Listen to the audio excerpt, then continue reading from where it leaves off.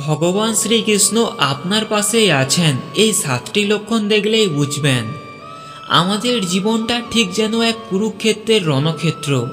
প্রতিনিয়ত আমাদের লড়তে হয় অভাব, অভিযোগ, একাকিত্ব আর হাজার দুশ্চিন্তার সাথে। মাঝে মধ্যে এমন মনে হয় কি যে এই পৃথিবীর মানুষের ভিড়েতে আমি বড্ড একা। কেউ যেন আমার মনের কথা বোঝে না, কেউ যেন আমার লড়াইটা দেখে না।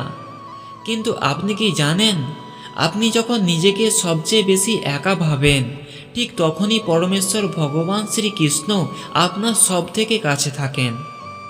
তিনি শুধু মন্দিরের মধ্যে বা গীতার পাতায় সীমাবদ্ধ নন, তিনি আপনার জীবনের প্রতিটি পদক্ষেপে স্থির হয়ে দাঁড়িয়ে আছেন। আমরা নিজেদের রক্ত মাংসের চোখে তাকে দেখতে পাই না ঠিকই, কিন্তু তার উপস্থিতি অনুভব করা যায় কিছু সূক্ষ্ম ইশারায় বা সূক্ষ্ম সংকেতে। কিছু এমন ঘটনা যা আপনার সাথে প্রায়ই ঘটে, কিন্তু আপনি হয়তো সেগুলোকে সাধারণ কাকতালীয় বিষয় বলে এড়িয়ে যান।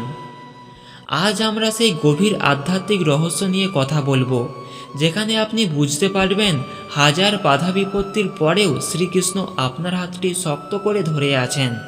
তাই বন্ধুরা, আপনি যদি ঠাকুর দেবতার বিভিন্ন ধরনের ভিডিও দেখতে পছন্দ করেন, তাহলে অবশ্যই ভিডিওটিতে লাইক দিয়ে চ্যানেলটি সাবস্ক্রাইব করে রাখুন, কারণ এই চ্যানেলে ঠাকুর দেবতা নিয়ে প্রতিনিয়ত গুরুত্বপূর্ণ ভিডিও ছাড়া হয়।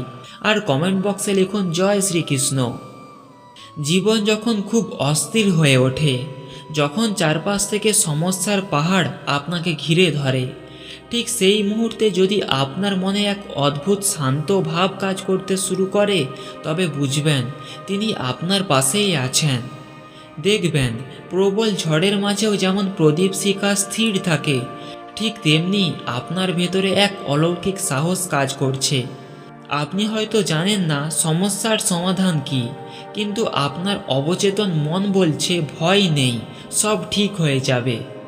এই যে অহেতুক এক প্রশান্তি, এই যে গভীর সংকটেও ভেঙে না পড়ার শক্তি, এটাই হলো শ্রীকৃষ্ণের প্রথম স্পর্শ। তিনি গীতায় অর্জুনকে বলেছিলেন, যখনই আপনার ভেতর থেকে এই অভয় বাণী ধ্বনিত হয়, জানবেন আপনার হৃদয়ের সিংহাসনে স্বয়ং গোবিন্দ বিরাজ করছেন। অনেক সময় এমন হয় যে আপনি কোনো একটি বিষয় নিয়ে খুব চিন্তিত, কিন্তু কি করবেন ভেবে পাচ্ছেন না।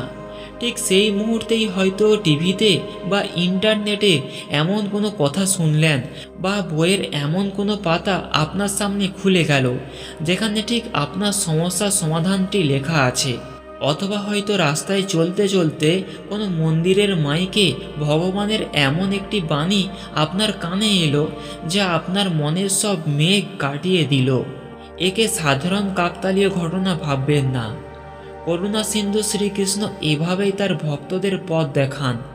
তিনি সরাসরি এসে কথা বলেন না, তিনি পরিবেশের মাধ্যমে, অন্যের মুখ দিয়ে বা কোনো চিহ্নের মাধ্যমে আপনার প্রশ্নের উত্তর পৌঁছে দেন।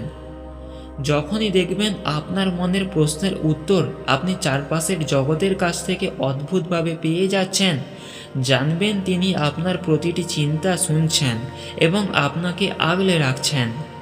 মানুষের মন বড়ই চঞ্চল, কিন্তু খেয়াল করে দেখবেন আপনার জীবনের কঠিনতম সময়েও যদি হঠাৎ করে আপনার মনে ভক্তি বা প্রেমের উদয় হয়, তবে তা ভগবানের কৃপা ছাড়া আর কিছুই নয়।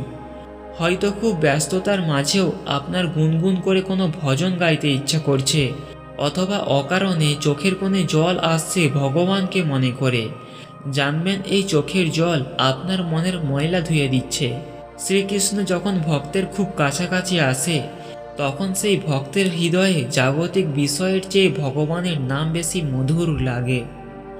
এই যে হঠাৎ করে নাম জপ করার ইচ্ছা বা মন্দিরে যাওয়ার ব্যাকুলতা, এটিই হলো তার অস্তিত্বের প্রমাণ। তিনি আপনাকে নিজের দিকে টেনে নিচ্ছেন, যেভাবে চুম্বক লোহাকে আকর্ষণ করে। মাঝে মধ্যে আমরা বড় কোনো বিপদে পড়তে পড়তে অল্পের জন্য বেঁচে যাই। হয়তো আপনি একটা বাসে উঠতে চাচ্ছিলেন, কিন্তু কোনো কারণে দেরি হয়ে গেল।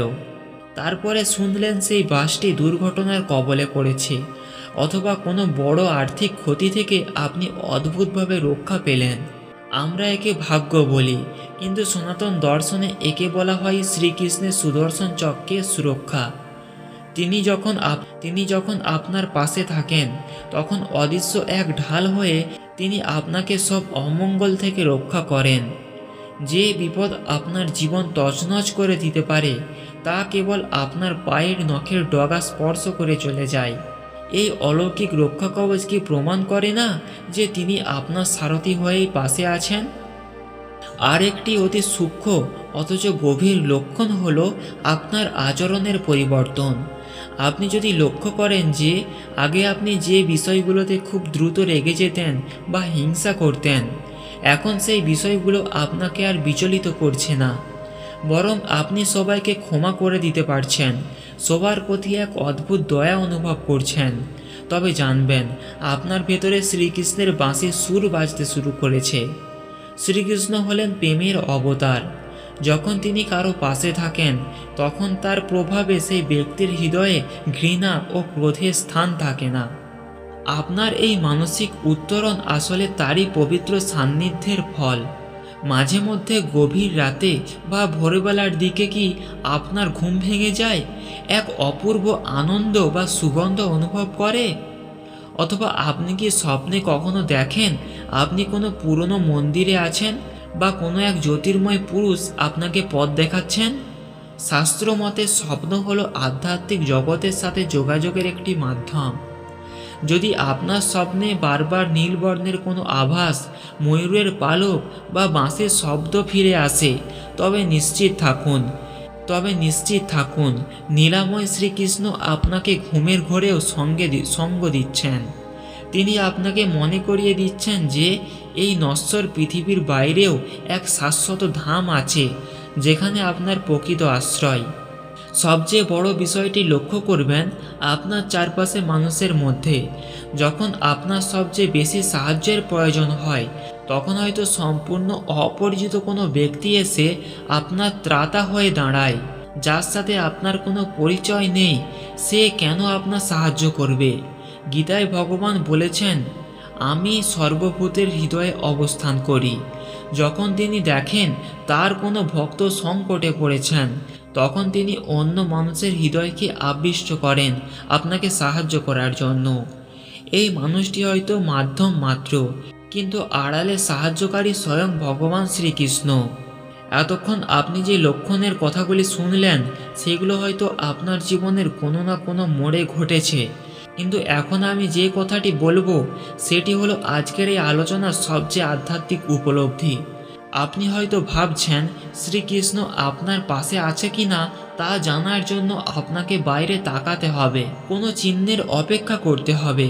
কিন্তু বন্ধু, আসল সত্য অনেক বেশি গভীর। আপনি কি কখনো ভেবে দেখেছেন আজ এই মুহূর্তে হাজারো ভিডিওর ভিড়ে কেন আপনি ঠিক এই ভিডিওটিই দেখছেন? কেন আপনার মনে শ্রীকৃষ্ণের উপস্থিতি নিয়ে এই কৌতূহল জেগেছে? এটি কোনো সাধারণ বিষয় নয়। আপনি এই ভিডিও দেখছেন কারণ তিনি চেয়েছেন আপনি এটি দেখুন। আসলে শ্রীকৃষ্ণ আপনার পাশে আছেন কি না তার সবচেয়ে বড় লক্ষণ হলো এই ভিডিও শোনার সময় আপনার মনের ভেতরে যে শিরশিরানি বা আবেগ তৈরি হচ্ছে। আপনার হৃদস্পন্দন কি একটু বেড়ে যায়নি? আপনার চোখের কোণে কি এক ফোঁটা জলের আভাস নেই? এই যে তার কথা শুনে আপনার মনে যে ব্যাকুলতা তৈরি হচ্ছে, এটাই হলো তার শ্রেষ্ঠ লক্ষণ। তিনি বাইরে কোথাও নেই, তিনি আপনার তৃষ্ণার মাঝে আছেন, তিনি আপনার সেই অনুসন্ধানের মাঝে আছেন। আমরা তাকে খুঁজতে মন্দির থেকে তীর্থে ঘুরি, কিন্তু তিনি তো আমাদের অস্তিত্বের পারতে পারতে মিশে আছেন। যখন আপনি নিজেকে নিঃস্ব মনে করেন, তখনই আসলে তিনি আপনার পূর্ণতা হয়ে দেখা দেন। আপনার জীবনে প্রতিটি বাধা, প্রতিটি কান্না আসলে আপনাকে তার দিকে নিয়ে যাওয়ার একটি সিঁড়ি। তাই আজ থেকে আর কখনো নিজেকে একা ভাববেন না।